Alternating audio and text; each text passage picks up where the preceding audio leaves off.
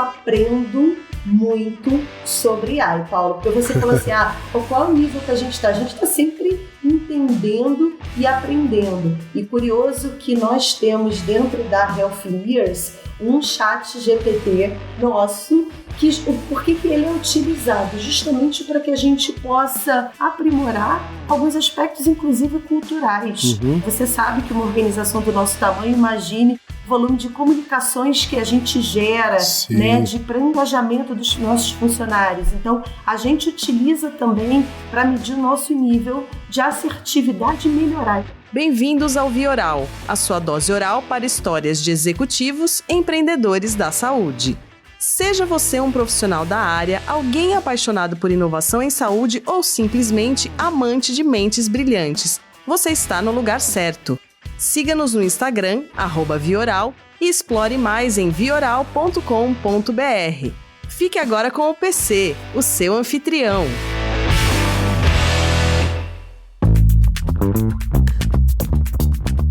Fala, ouvintes do Vioral! Olha só, no perfil do LinkedIn ela diz que tem o propósito de inspirar pessoas para que sejam livres a expressar suas ideias e pensamentos, criando organizações e ambientes inclusivos, diversificados e saudáveis.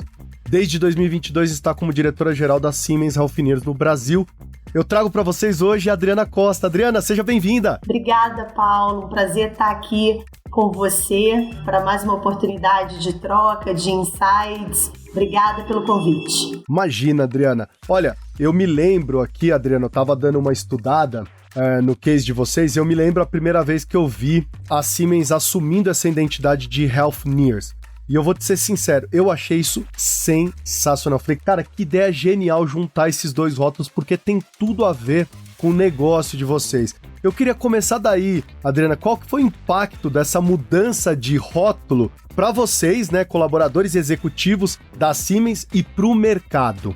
Obviamente isso aconteceu antes da minha chegada, eu estou na presidência da Siemens Healthineers no Brasil, completando 2 anos, mas essa história, né, vamos chamar assim de um rebranding, ela vem muito alinhada ao nosso propósito. Então, em 2016, quando a gente anunciou essa mudança do nome, é uma maneira da gente se diferenciar, vamos chamar assim, da nossa empresa mãe, né, que é a Siemens, que já, obviamente, vem há anos com uma reputação não só no mercado Brasil, mas no mercado mundo inteiro. Então, nós combinamos na Siemens Healthineers o que eu te falo que é o grande coração da organização, né? Que é a nossa paixão por saúde, essa é a nossa essência, foi assim desde o início da criação, ainda antes dessa nova organização. Então, proporcionar tecnologia e cuidados para a saúde e com o pioneirismo da organização, né? Então, nós somos uma organização líder em tecnologia médica, né? O nosso portfólio é um portfólio pela nossa essência, ele é inovador e a gente disponibiliza produtos e serviços na área de diagnóstico por imagem, diagnósticos laboratoriais, na parte de terapias avançadas também e na medicina molecular.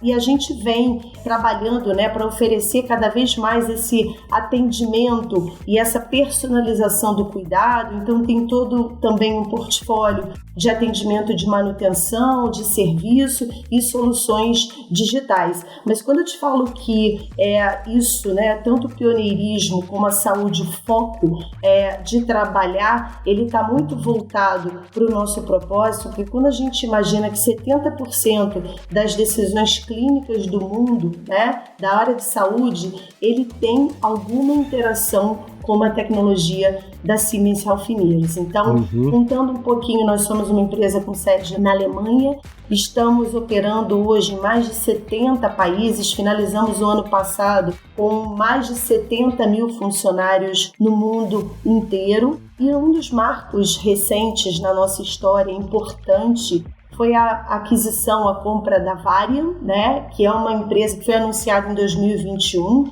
A Varian é líder mundial da área de tratamento radioterápico do câncer.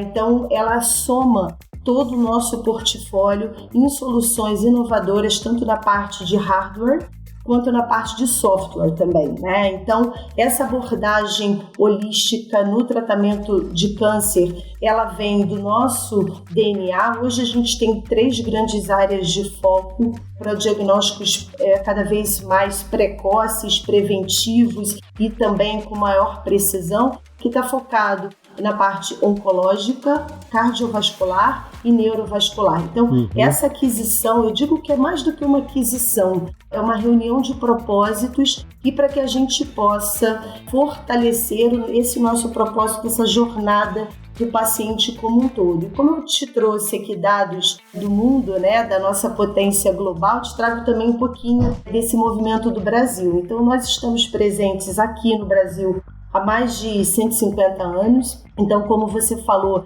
desde 2016, com essa nova configuração, né, de Siemens Healthineers, a gente tem uma sede, hoje uma fábrica aqui também no Brasil, com mais de 10 anos, onde a gente produz toda a parte de tomógrafos, ressonância magnética e raio-x também. Então, esse de novo, né? Eu acho que o que você trouxe muito bem, o nome, ele expressa muito bem o nosso propósito, que é seguir desenvolvendo tecnologias disruptivas para melhorar a vida das pessoas, dos nossos pacientes.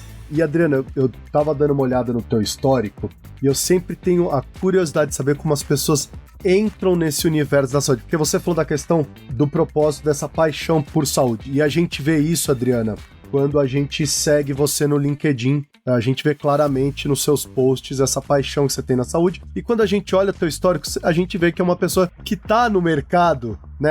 Quando a gente entra no mercado da saúde, a gente não sai mais, né? Eu falo por mim mesmo aqui, a gente dificilmente sai. Me conta, como é que você caiu no mercado da saúde? Como é que você adentrou isso? Porque também é um mercado bem específico, né? Claro, eu concordo. Eu falo que depois que a gente entra no mercado da saúde, começa a interagir, o nosso propósito ele fica tão forte e a nossa autorresponsabilidade, que é, obviamente, sempre desafiador pensar nessa movimentação para fora da saúde. Mas a minha história não começou na saúde. Eu trabalhei por 10 anos na GE, em vários segmentos de mercado, então na indústria de eletrodomésticos, na indústria de iluminação, de distribuição elétrica, vários segmentos no Brasil e na América Latina. E é interessante que esses 10 anos na indústria, né, passando por várias aquisições e vários movimentos culturais, é curioso como isso me traz, Paulo, uma visão processual importante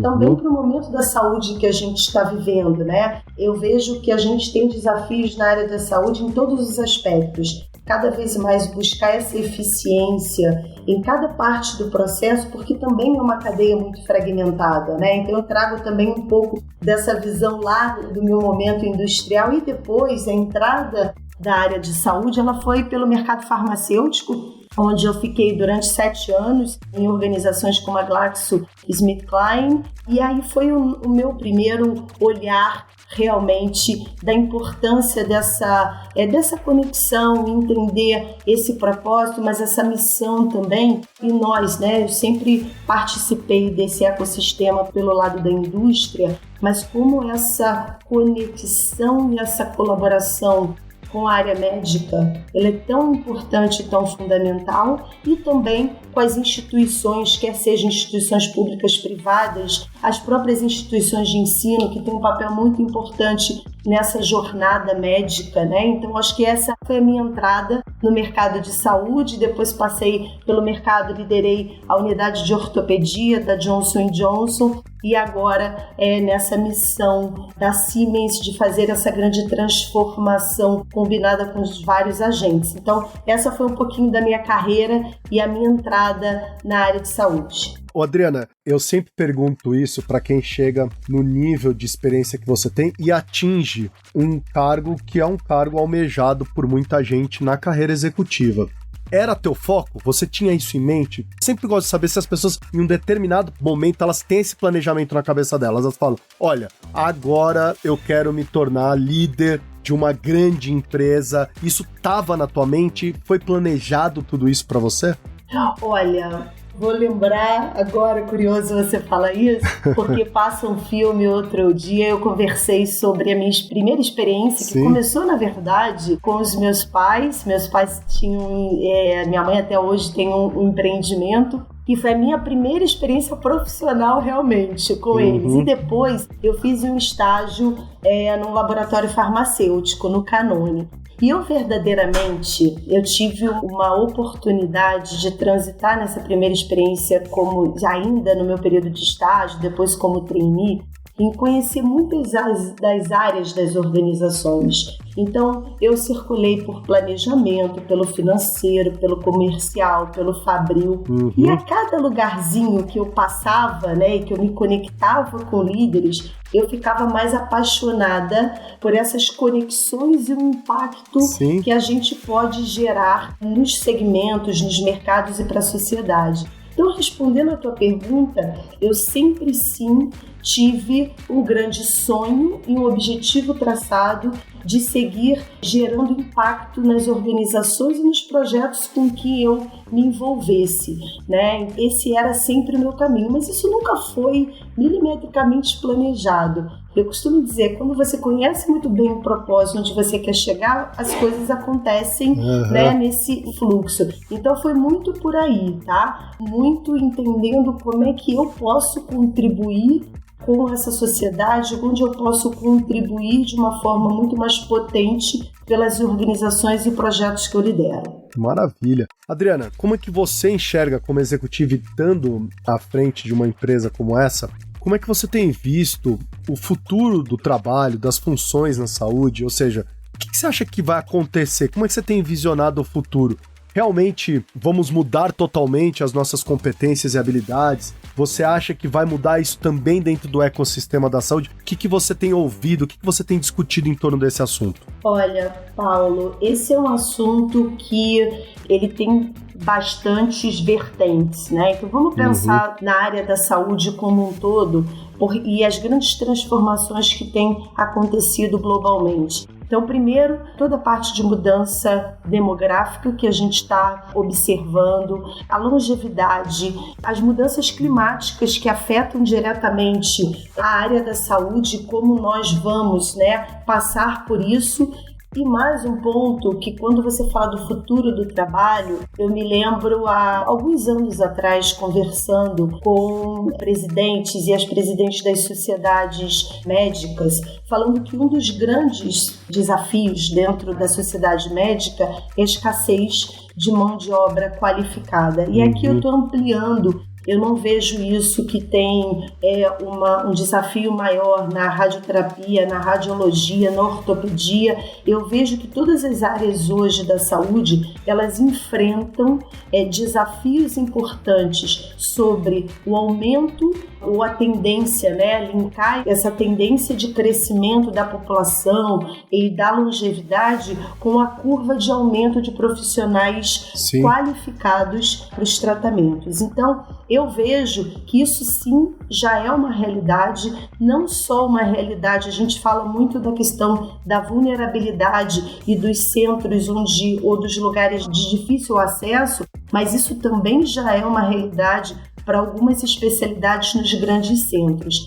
Aí é que eu entendo que a tecnologia ela é uma grande aliada para esse caminho. Eu vejo que soluções, nós utilizamos, por exemplo, inteligência artificial há muitos anos nos nossos equipamentos, né, nas nossas tecnologias.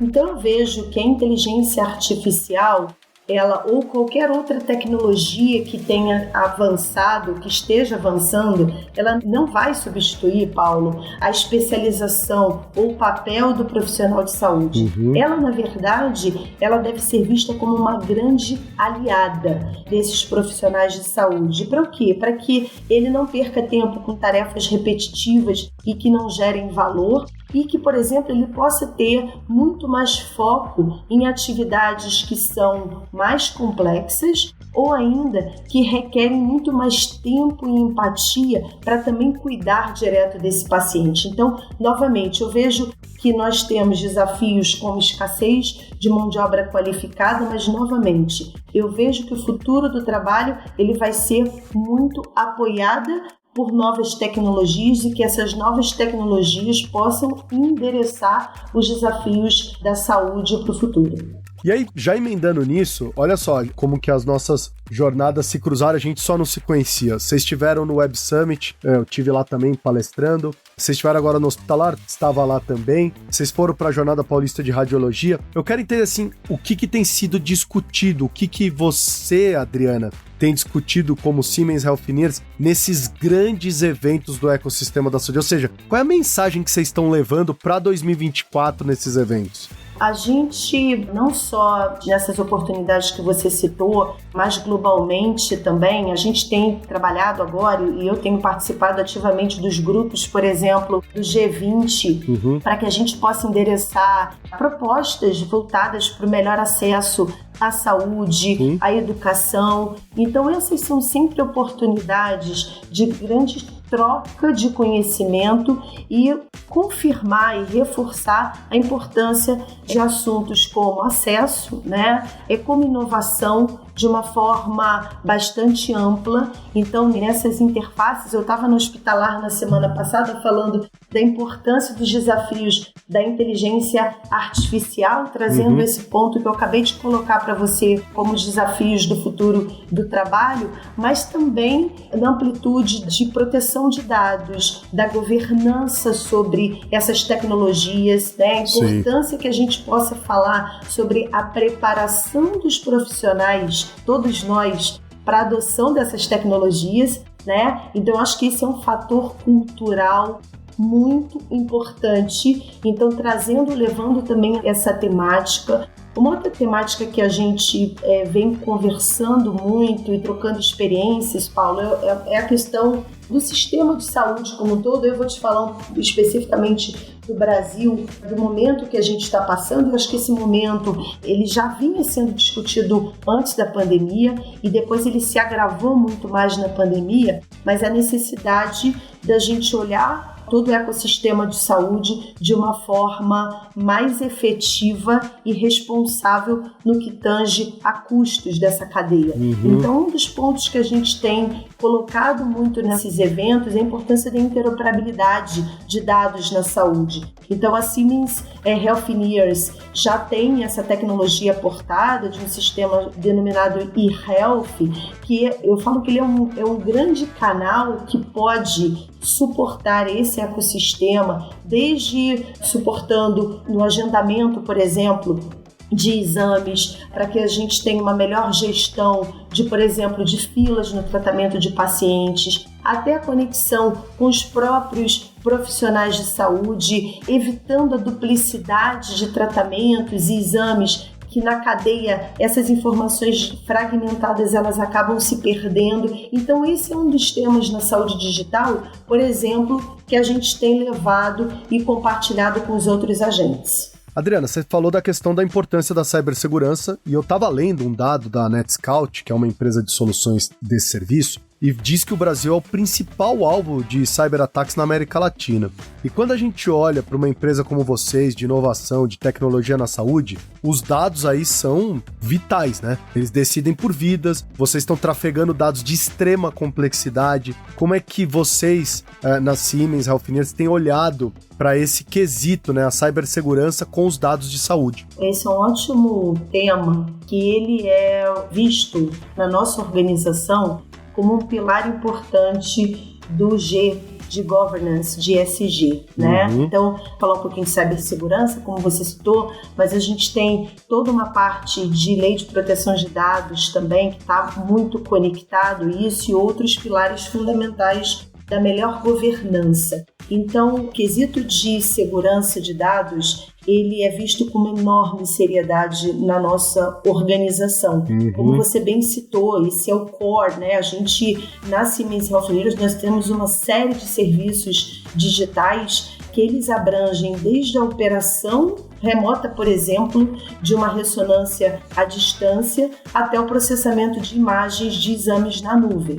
Então, na Siemens Healthineers, nós utilizamos vários padrões de segurança e criptografia, né, baseados não só em toda a parte de legislação local, mas também nas normas internacionais. Então, nós temos um time de qualidade global focado em segurança de dados, que ele testa todas as nossas versões disponibilizadas no mercado, isso de uma forma cotidiana, tá? Sim. E reportando, corrigindo e simulando possíveis cenários de riscos que possam atingir a performance de segurança desses nossos produtos e das nossas soluções digitais. Quando eu olho assim esse nosso bate-papo, Adriana, ouvindo você falar, e quando eu leio sobre a Siemens Healthineers, eu vejo assim, vocês têm um papel fundamental, extremamente importante na transformação digital do mundo e no Brasil aqui também. O que você tem visto, ou o que vocês têm visto de desafios na atualidade na transformação digital na saúde? Olha, Paulo, eu acho que está conectado com aquele outro exemplo que eu falei da importância, por exemplo, da interoperabilidade, né? Então, o que eu vejo que isso deve ser e continua sendo um pilar fundamental para que a gente possa criar maior eficiência no processo. Então, os desafios da transformação digital do Brasil, para mim, eles estão baseados na necessidade que a gente possa expandir o acesso à saúde, né? E a gente fala disso, que tem que ser para todos, em todos os lugares e de forma sustentável. Por isso que esse olhar da cadeia, ele é tão importante, essa colaboração com os diversos agentes para que a gente possa fazer essa melhoria na gestão e a otimização de dados, de processo, da forma que a gente vem fazendo hoje. Então, não diferente dos outros desafios que a gente colocou, mas no ponto de saúde digital, é importante que a gente tenha uma atuação sólida no propósito dessa tecnologia. Sim. No painel que a gente discutiu sobre inteligência artificial, a gente falou um pouco sobre isso. Qual o propósito dessa tecnologia? Por que a gente está fazendo isso? Para que aí sim a gente entenda se nós estamos endereçando a resolução ou parte da solução de uma problemática importante para esse acesso. Então, acho que esbarra um pouco por essa necessidade que a gente possa proteger, entender muito bem dessa governança, porque eu acho que ela é mais do que uma proteção, ela é uma governança contínua dos dados. Sim. E que a gente possa endereçar de uma forma colaborativa essas soluções digitais, né? E um outro ponto que eu vejo, a gente tem tantas ofertas fragmentadas no mercado que esse olhar da jornada, como a gente falou, da jornada do paciente, de um olhar do ecossistema, ela é fundamental para qualquer solução que a gente coloque na mesa. Adriana, você fez um post de algo que a gente tem em comum, que é a Brené Brown. Você fala do livro dela, o Dare to Lead, né? Que eu amo também. Eu queria saber, assim, que influência esse livro exerceu na tua liderança, porque me impactou demais, né? Todas as discussões sobre coragem, curiosidade, compartilhamento de propósito. Eu quero saber, em você, Adriana, onde que ele te tocou? Mudou alguma coisa na sua liderança depois que você leu esse livro? Ah, Paulo, não só. Eu vejo que uma obra, ela é sempre uma oportunidade para a gente refletir e que a gente possa fazer uma análise sobre as nossas escolhas, sobre a nossa forma de liderar. Essa obra, né, eu citei, mas tem uma série de outras da própria Brené Brown que se você não leu, se você é um fã, como você falou, vale a pena, porque ela fala um pouco dessa necessidade da gente buscar nossa autenticidade, né? Entre dos nossos medos, das nossas inseguranças, mas cada vez mais que a gente encontra essa autenticidade, maior potente e maior produtividade a gente passa a ter. Então, eu acho que ela fala dessa gestão de conflitos internos. Então, é uma obra que eu revisito, né? Na verdade, eu não é aquele livro que ficou... Ele passa a ser meu livro de cabeceira, por quê? Sim. Porque a gente tem desafios, né? À medida que a gente vai passando, ou por projetos, organizações, nossa experiência de vida mesmo, a gente tem desafios que são constantes. Então, é importante cada vez mais a gente revisitar essas próprias escolhas, essa forma, inclusive como a gente tem um olhar como liderança cada vez mais empático, intencional, para que a gente possa acolher essas perspectivas, entendendo que isso é um pilar interessante, importante e fundamental na estratégia de crescimento de cada um dos negócios. Então, eu conecto muito essa liderança com propósito, com a estratégia de termos resultados cada vez mais robustos nas organizações e na sociedade. Perfeito. Adriana, a última pergunta que a gente tem é um último quadro aqui que a gente brinca que é o IA agora. Porque não tem como a gente esse ano não falar de IA, de inteligência artificial.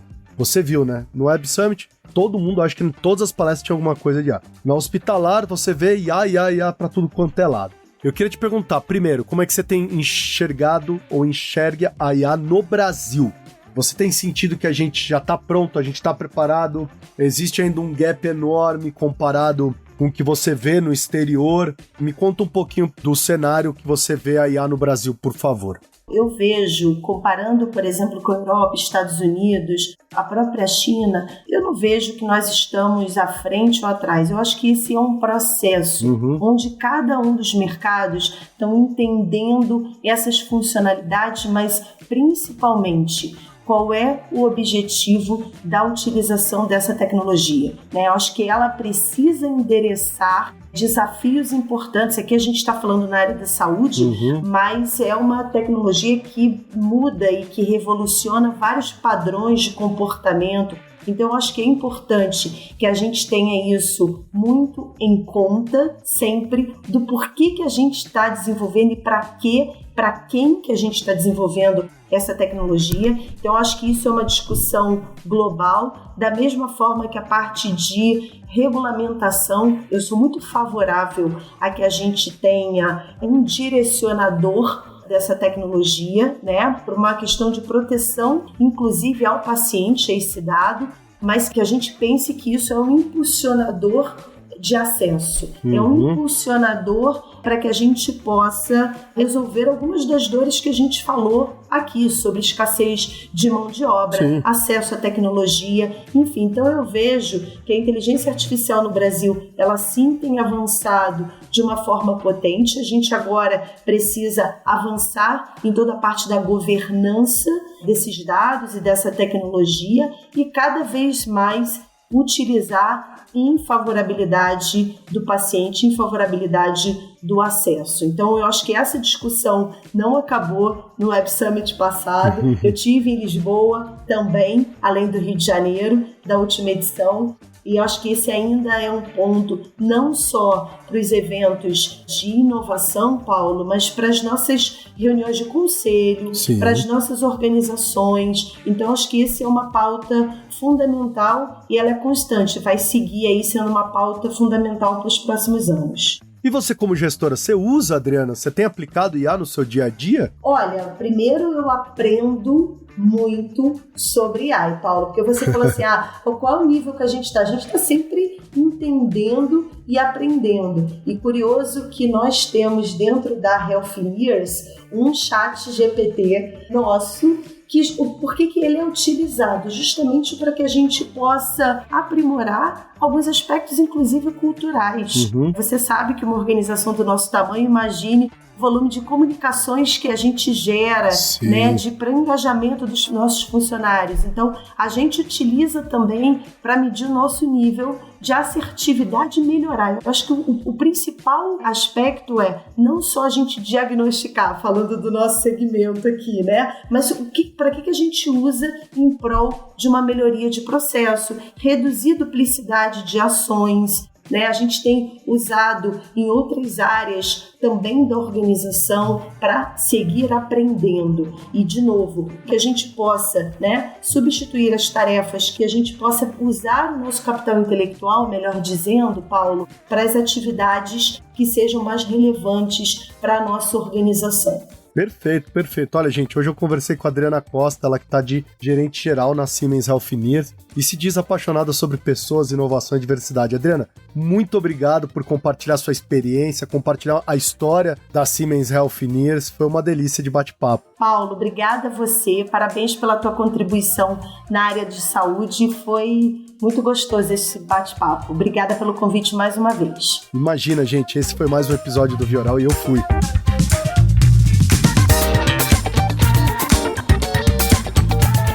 Continue a jornada conosco no Instagram, @Vioral, ou no seu agregador de podcast favorito. 2 vezes por mês, desbloquearemos insights e engajaremos com pessoas incríveis. Lembre-se, todo mundo tem uma história, e cada história tem o poder de inovar, inspirar e influenciar o futuro da saúde.